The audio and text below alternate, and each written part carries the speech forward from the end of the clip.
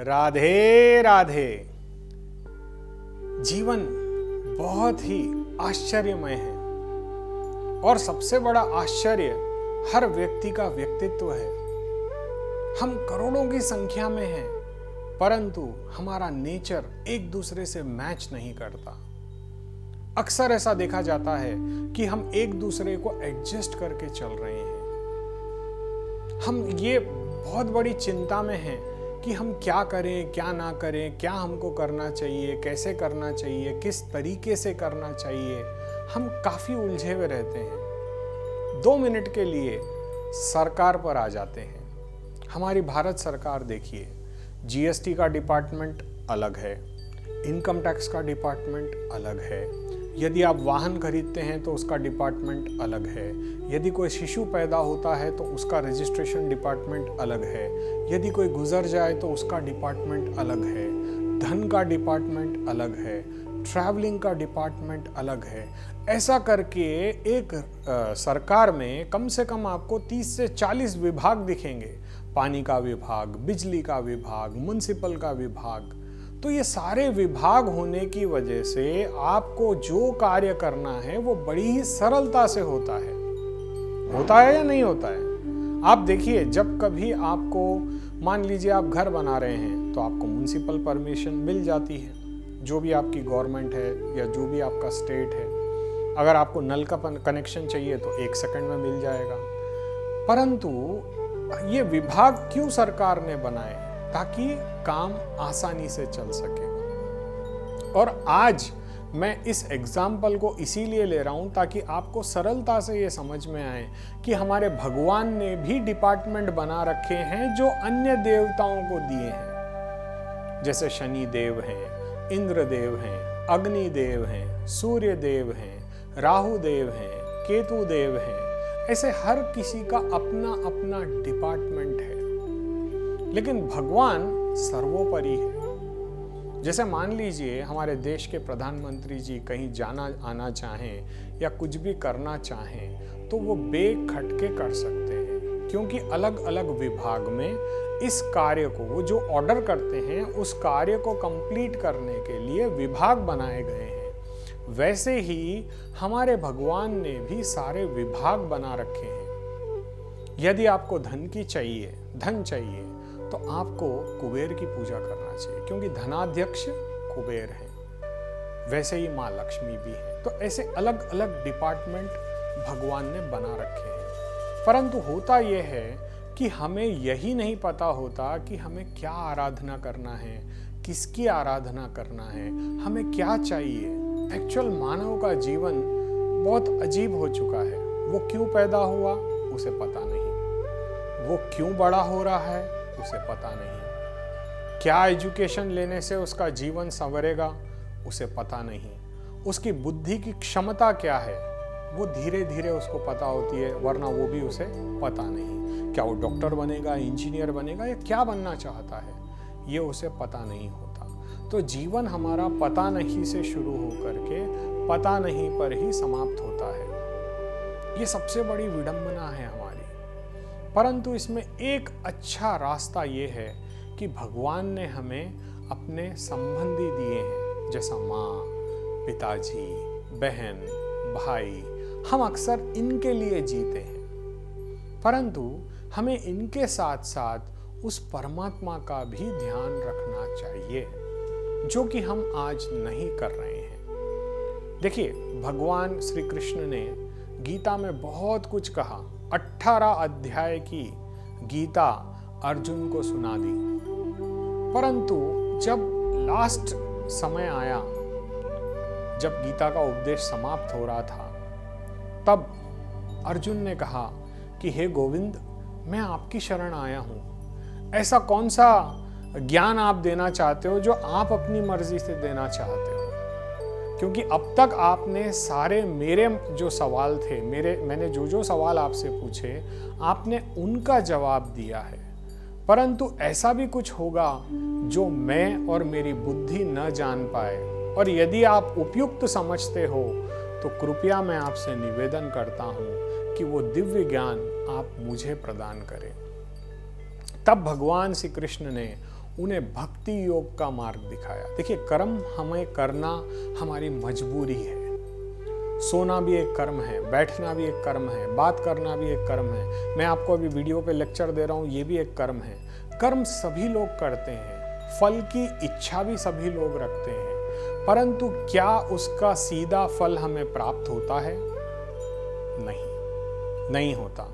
कुछ लोग सुख पाने के लिए कर्म करते हैं। एक व्यक्ति है, गरीब आदमी, वो बहुत मेहनत करता है और 2 पैसे कमाता है और वो चाहता है कि मैं अभी सिंगल बेडरूम हॉल किचन के घर में हूँ, मैं मेरे परिवार को डबल बेडरूम हॉल किचन दूँ। वो प्रयत्न करता है, रात दिन मेहनत करता है, खुद के शरीर को नष्ट करता है, जलाता है, टेंशन लेता है, बीपी लेता है। मतलब कितने आज की तारीख में व्यक्ति को रोग भी तो हैं। इन सारे रोगों से बचते बचाते अगर वो धन प्राप्त भी कर ले तो क्या वो फ्लैट 2 बेडरूम का उसको बस हो जाएगा? नहीं होगा। जैसे आप 2 में जाओगे फिर 3 की ललक पड़ेगी, 3 में जाओगे 4 में इच्छा होती है। देखिए, जैसा जैसा व्यक्ति की आमदनी बढ़ती है वो अपने खर्च भी बढ़ा रहा है। बुरी बात नहीं है, देखिए बढ़ाना भी चाहिए, हम ये नहीं कहेंगे कि आप मत बढ़ाइए, परंतु आप अपनी आवश्यकताओं से अधिक यदि पाना चाहते हैं। देखिए, आज की तारीख में आप सोचिए, जब महाभारत का युद्ध हुआ था, अर्जुन एवं पांडव सब कुछ हार चुके थे, उनके पास कुछ नहीं था, वो बिल्कुल ब्लैंक हो चुके थे। किसकी कृपा से वो इस युद्ध को जीत पाए? देखिए, कर्म तो उन सबको करना पड़ा, लेकिन फल भगवान के हाथ होता है। वैसे ही आपको ये करना है कि सारे डिपार्टमेंट भले ही भगवान ने बना रखे हैं, लेकिन अल्टीमेट बॉस तो भगवान ही है। और यदि आप उसकी शरण को ग्रहण कर लेते हो तो आपको ये सारे डिपार्टमेंटों में जाने की कोई आवश्यकता नहीं होगी। जैसे मान लीजिए आपकी ऊपर प्रधानमंत्री जी का सपोर्ट है आपको, तो क्या आपको पासपोर्ट के लिए लाइन में खड़े होने की आवश्यकता पड़ेगी? नहीं पड़ेगी। क्या आपको करंट का कनेक्शन लेने के लिए लाइन में जाने की आवश्यकता पड़ेगी? नहीं पड़ेगी। एक फोन से काम हो जाएगा, क्योंकि आज के युग में पैसा वो काम नहीं कर सकता जो काम आपका रिकमेंडेशन से हो सकता है। और जब आपकी मित्रता या आपकी भक्ति उस परमात्मा से यदि हो जाए तो आपको क्या लगता है, आपके ऊपर अन्य देवी देवताओं की कृपा प्राप्त नहीं होगी? अवश्य होगी, परंतु होता इसका उल्टा है कि हम केवल तकलीफ में, यानी जब हम पर कोई कष्ट हो तब ही हम भगवान के पास जाते हैं। ये हमारा सबसे बड़ा दुर्भाग्य है। और भगवान श्री कृष्ण ने ये गीता में स्पष्ट रूप से कहा है कि व्यक्ति को जब तकलीफ होती है तब वो मेरे पास आता है। यदि व्यक्ति पहले दिन से परमात्मा के सानिध्य को प्राप्त कर ले, उस गोविंद की शरण में रहे, तो क्या उसके जीवन में कभी किसी प्रकार की कोई समस्या आ सकती है? कभी नहीं आ सकती। तो हमें करना क्या होगा? अपने आप को बदलना होगा, अपने कर्म करते हुए भक्ति करनी होगी। यदि हम कर्म और भक्ति को जोड़ दें, जिसे हम भक्ति योग भी कहते हैं, देखिए, परमात्मा को आपके पैसों से कोई लेना देना नहीं है, क्योंकि पैसा तो वो खुद आपको दे रहा है ना। आप क्या मांगते हो मंदिर जाकर के? क्या पूछते हो उससे? प्रभु, मुझे अपने कार्य में तरक्की दें। आपकी तरक्की होने से आपको क्या प्राप्त होगा? धन प्राप्त होगा। तो ये जो करेंसी यहाँ है, क्या आपके परमात्मा के पास वो करेंसी काम करती है? नहीं करती। तो वहाँ क्या काम करती है? वहाँ आपकी भक्ति काम करती है, आपका प्रेम काम करता है, आपका समर्पण काम करता है, आपकी प्रभु के ऊपर जो निष्ठा है, जो श्रद्धा है, वो काम करती है। परंतु होता आज के युग में उल्टा है कि हम शॉर्टकट्स पकड़ते हैं, परमात्मा के समीप जाने की इच्छा नहीं है। कलयुग का ये सबसे बड़ा प्रभाव है कि वो आपको भक्ति से वंचित करेगा, तभी कलयुग अपना प्रभाव आपको दिखा सकता है। देखिए, हर चीज का एक नियम है। हमारा शरीर 5 महाभूतों से बना हुआ है, और इन पंच महाभूतों का अधिपत्य देवताओं को प्राप्त है।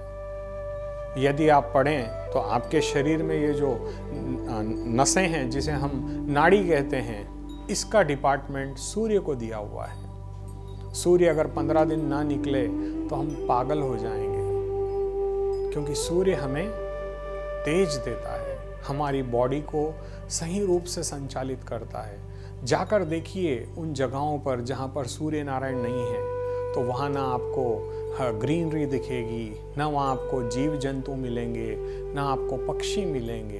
तो सूर्य जीवन देता है। हमारे शरीर के अंदर भी जीवन का संचार अन्य ग्रहों के साथ साथ सभी देवताओं का भी है। इसका उल्लेख हमें भागवत से, ब्रह्मवैवर्त पुराण से प्राप्त होता है।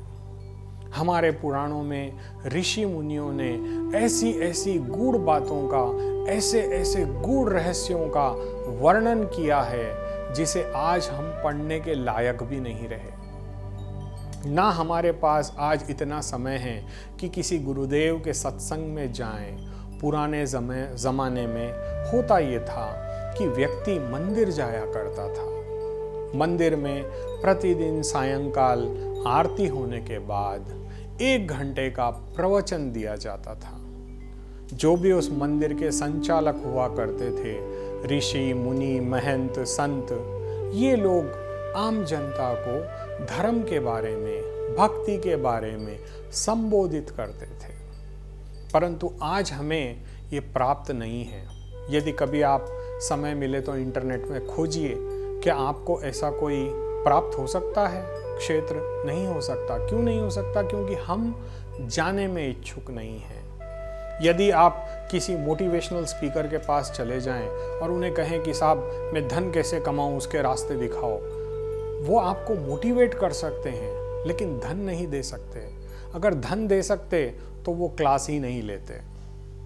क्लास कैसे लेते बताइए? वो सिर्फ आपको शिक्षित कर सकते हैं, भक्त नहीं बना सकते। भक्ति हमें स्वयं को सीखनी होगी। मेरा किसी भी मोटिवेशनल स्पीकर को हर्ट करने का कोई उद्देश्य नहीं है, लेकिन कहानी ये होती है, सिर्फ सोचने से कुछ नहीं होता, या सिर्फ कर्म करने से कुछ नहीं होता। अगर कर्म करने से ही सब कुछ हो सकता तो आपके पास आसपास में कई ऐसे गरीब लोग हैं जो रिक्शा चला रहे हैं, तो क्यों ना वो ऑटो खरीद पा रहे हैं। देखिए, कर्म तो बड़ी ही ईमानदारी से कर रहे हैं। वो आपका बोझ ढो रहे हैं, आपका सामान यहाँ से वहाँ ले जा रहे हैं, पर क्या उनकी आमदनी बढ़ रही है? नहीं। जो लोग स्मार्ट वर्क कर रहे हैं, कई लोग इंजीनियर्स हैं, बड़ी बड़ी कंपनी को 1000-1000, 2-2000 करोड़ के कॉन्ट्रैक्ट्स दिला रहे हैं, लेकिन उनकी सैलरी क्या है? 20 लाख, 1 करोड़, 2 करोड़, दैट्स ऑल। उसने एक कंपनी को 1000 करोड़ का काम दिलाया, परंतु उसकी आमदनी क्या है? सिर्फ तनख्वाह। तो सोचिए, आपके पास बुद्धि है, कर्म है, लेकिन ग्रोथ नहीं है। तो ग्रोथ यदि चाहिए और आप चाहते हो कि अपने जीवन में परिवर्तन लाएं, तो सबसे पहले अपने मन को बदलें और पुराणों को पढ़ना शुरू करें। आप किसी भी पुराण को ले लीजिए, जो आपको अच्छा लगे। 18 पुराण हैं, उसमें से किसी भी पुराण को आप पढ़ोगे तो करोड़ों करोड़ों पुण्य आपको प्राप्त होंगे, करोड़ों जन्मों के पाप नाश होंगे। ऐसा ये पुराणों में स्पष्ट रूप से दिया गया है। परंतु होता यह है कि हम पाप तो इकट्ठा कर रहे हैं, परंतु पुण्य जमा नहीं कर रहे, और इसी वजह से हम आज दुखी हैं, मन से, तन से, शरीर से, वाणी से, संबंधों से। ये पूरे क्षेत्रों में हमको सिर्फ दुख ही प्राप्त हो रहा है, सुख प्राप्त नहीं हो रहा। तो आपको अपना डिपार्टमेंट बदलना होगा, अपने मन को परमात्मा के समीप ले जाना होगा, उनके श्री चरणों में समर्पित करना होगा।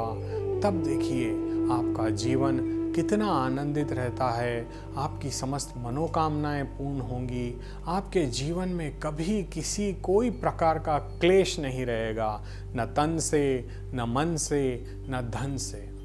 एक बार इन छोटे छोटे मार्गों को अपना कर देखिए, वापस अपने पुराणों की ओर एक कदम अग्रसर कीजिए, खुद पढ़िए। देखिए क्या होता है कि कथा पढ़ने में जो आनंद है, परमात्मा के समीप जाने का सबसे सरल और सबसे अच्छा मार्ग है।